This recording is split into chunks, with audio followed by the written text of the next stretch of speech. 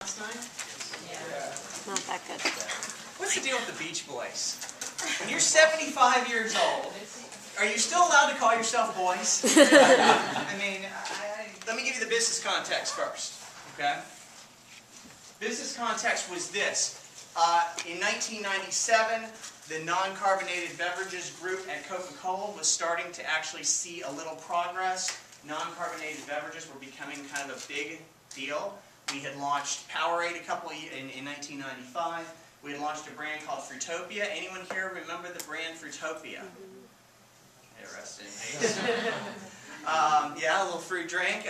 We had a brand called Nestea as well, and that was it. Okay, so we also had Minute Maid. The Minute Maid juices in the small container. Well, what we ended up needing was a bottled water. Bottled water was starting to grow. I mean, we saw our bottling system was begging the company for a bottled water. In fact, the bottling system had brought in this other bottled water called Naya. I don't know if anyone remembers Naya bottled water, but Naya bottled water was the #1 bottled water at the time because it was distributed by Coca-Cola bottlers. But the Coca-Cola company wasn't seeing any of that money, any of that profit. So there was a clear business need for a new bottled water. The problem with that scenario is we couldn't figure out a way to make money with a bottled water. Why couldn't we figure out a way to make money? Well, the way the Coca-Cola company works, right, for the soft drinks is you sell a syrup to the bottlers, right? You sell a syrup that they combine with sugar and carbonated water to produce a finished good. Okay? And then they're in charge of kind of distributing that. Coca-Cola makes its money off selling them the syrup. Well, it's kind of hard to make a syrup for bottled water. Okay? Now we were selling finished goods to the bottlers in the forms of Powerade, right, and Fruitopia, where we actually made it at our factories and then shipped it to the bottler. But the bottlers, that was kind of a hardship for the bottlers. They didn't want to deal with that. And they were already bottling bottled water on their lines. So it wasn't like they wanted to change that model. So we had to figure out a business case, right? How do we make money selling bottled water to a bottling system who would then ultimately sell it to the consumer? So that was issue #1.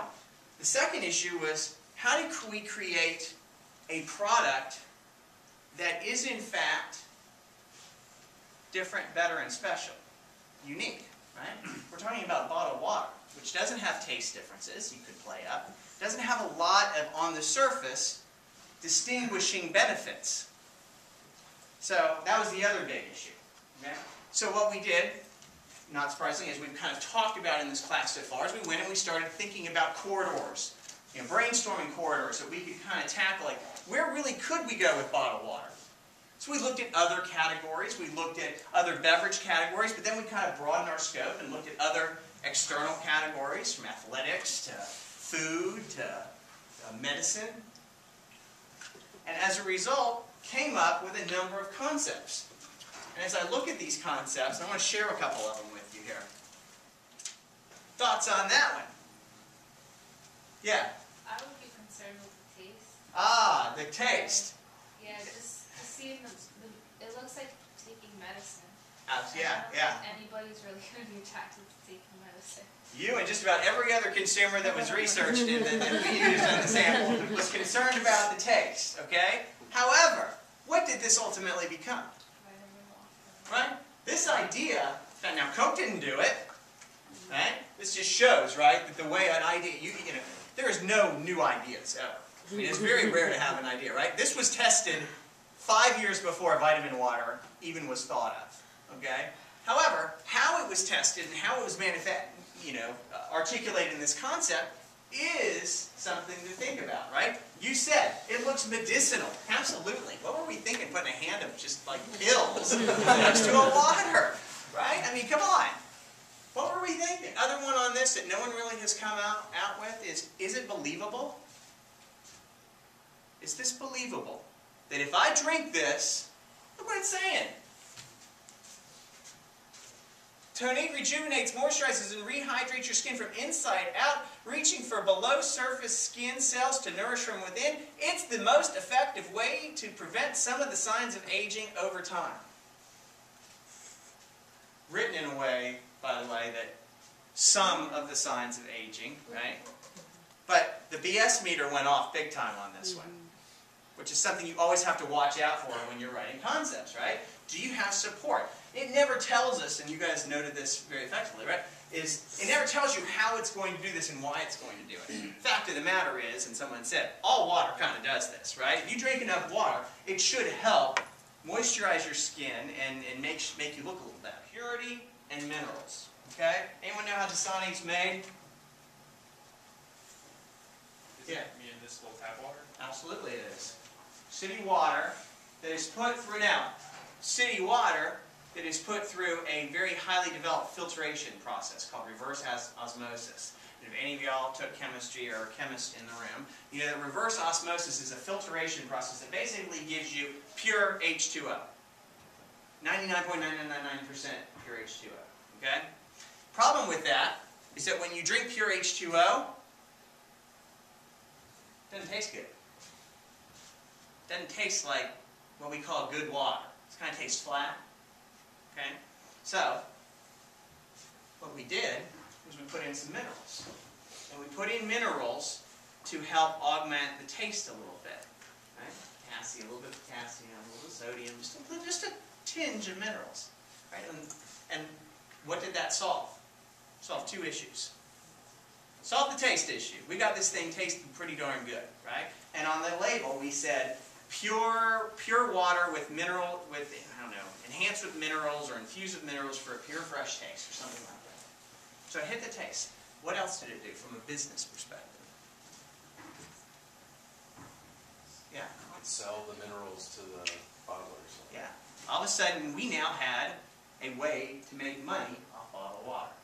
We sold the mineral packets to the bottlers and required them to put the mineral packets in the water. Because otherwise the product would taste, and we went through quality control to make sure that happened. So in actuality, it solved two problems. Okay? And these concepts did well. So we didn't actually end up with any of the concepts that were originally tested.